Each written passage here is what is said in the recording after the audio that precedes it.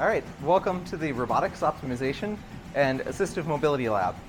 In our lab, we work on advancing mobility, both for legged robots in the form of quadrupeds and humanoids, as well as for robots that we might wear on our bodies in the form of lower extremity prosthetics or exoskeletons. Our goal with our legged robots is to enable them to go anywhere on land for applications in logistics or home delivery.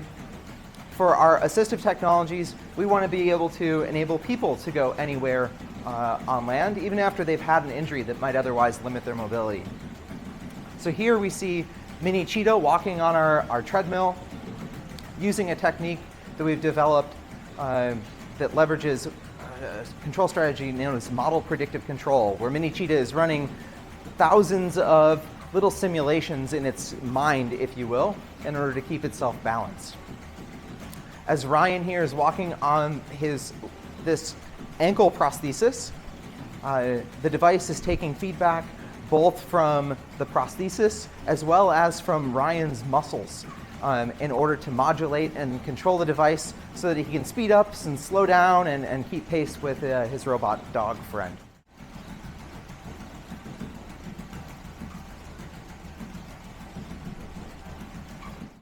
Hi, my name is Ryan Posh.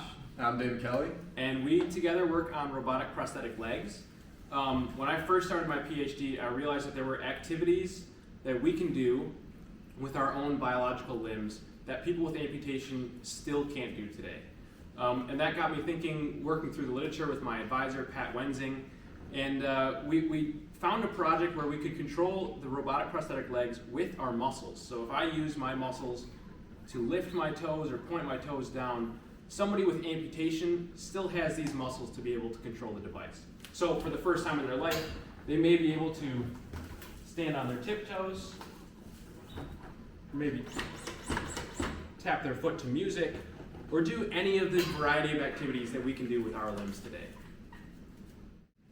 So while Ryan's focusing on trying to figure out how to allow the user to get a little bit more volition or intent put into the control from themselves, my work is more focused on trying to figure out how to build a little bit more synergy between the user and their device. And so while Ryan focuses more so on what's happening from the leg down, we try to bring in a little bit more of what's happening from a system level perspective. So Ryan is currently wearing what's called a motion capture suit. And so behind him, you can see that as he is moving, an avatar based off of the sensors that he is currently wearing is moving in real time with him. And so we try to see what information from the motion capture can we use to harness in a way that allows us to get a better sense of how the user is moving as a whole, rather than just what the device is doing. And so from there, we can take information such as the center of mass and try to make sure that the user is maintaining balance while they're walking. So when it comes to trying to test out how we control these devices, we have a platform which is called the open source leg that we use as the prosthesis itself. So on board we have, in this case, just an ankle prosthesis. And since Ryan and I are both without amputation, we need a way to be able to test this to make sure it's safe for a user before we deploy it.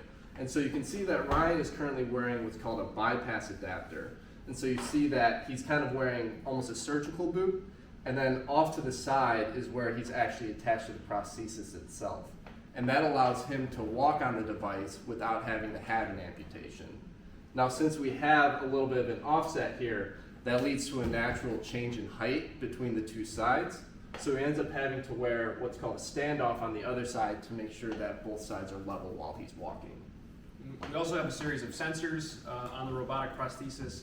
So we have two myoelectric sensors that sense my muscle in the front, the tibialis anterior, and muscle in the calf, the gastrocnemius.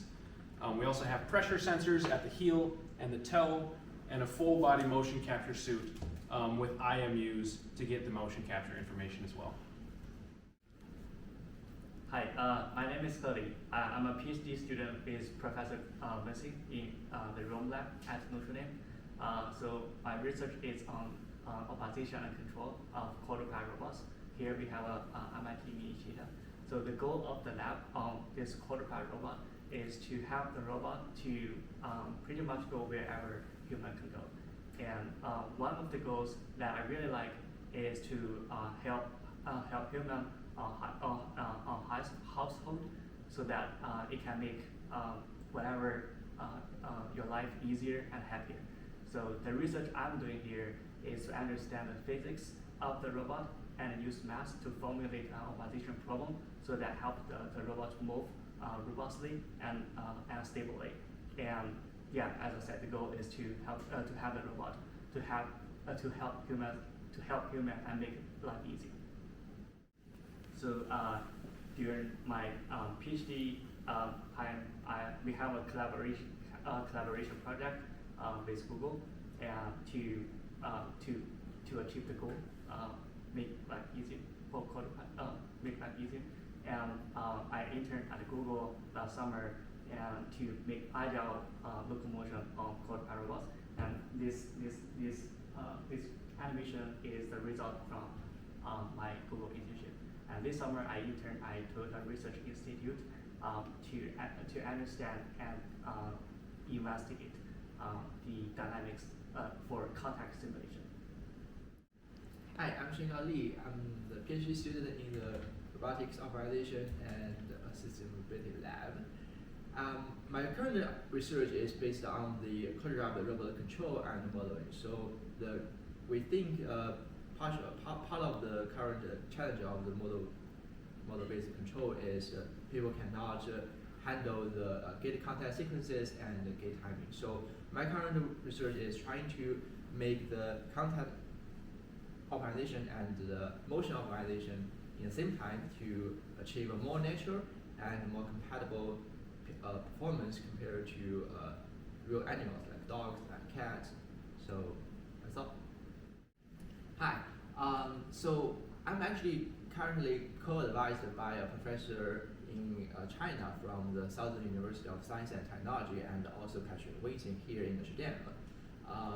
Our collaboration have been 6 years, I think, and we are actively working on all the model-based control on the quadruped robot and probably humanoid in the later, because back to China, they are trying to build another humanoid and new quadruped robot, and probably a wheel-legged robot as well. Hey, my name is John Nana. I'm part of the Rome Lab here at Notre Dame. My PhD advisor is Dr. Patrick Wensing. And as part of this lab, what I'm working on is on the control and optimization of algorithms for a quadruped. And a quadruped is this four-legged robot here. And this lab is trying to bring the technology of quadrupeds down from being this stereo thing to bring it down to the human level, so that quadrupeds can become part of our day-to-day life. So, in the future we envision that robots can be helping humans in just about any applications. And for me, what I'm mainly working on is to try to robustify and make the control algorithms for the quadruped much more robust, so that we can send the quadruped in any environment and the quadruped would be able to walk without falling over. And as part of this, as part of my PhD program, I got a NASA fellowship, and every summer I get to go to a NASA facility. And this summer I was at Jet Propulsion Laboratory, JPL, over Pasadena, California. And part of my work this summer was working with autonomous driving vehicle, and I was trying to help the team improve the dynamics model for that vehicle. So the control algorithm that this quadruped is using is called differential dynamic programming, and what that is, it's an algorithm that allows us to optimize for trajectories that the robot takes forward in time. And as part of my PhD work, what I've done is I've made contributions that have made that algorithm be able to scale much better than previous works. And so what I've done is come up with a method that allows the algorithm to scale in quadratic complexity as compared to the traditional cubic complexity. Hi, my name is Nicholas Adrian, and I'm a second-year PhD student in the Rome Lab. Dr. Wensing and I, we are in a collaborative research project with other universities, UIUC and UMass Amherst. We are working to build the next level humanoid robots that's capable of very agile and dynamic movement, just like humans. My focus currently is on the modeling and simulations of the humanoid robots. We realized that in order to unlock more capabilities of out of the humanoids, we need to incorporate more and more complex mechanisms, which include mechanisms with closed kinematic chain. And unfortunately, currently the existing algorithms to compute the dynamics and to simulate these mechanisms are incapable to handle these complex mechanisms. So we are proposing a new set of dynamics algorithms that will allow us to simulate these complex mechanisms in a fast and accurate manner. So my work is also funded by the National Science Foundation Graduate Research Fellowship. And one of the things that brought me to the lab was just kind of the collaborative environment that we have here. I've really enjoyed all the people that I get to work with, and I'm also co-advised between Pat Wensing and Jim Schmiedler. So it's been a really pleasant experience in the lab that I've enjoyed a lot.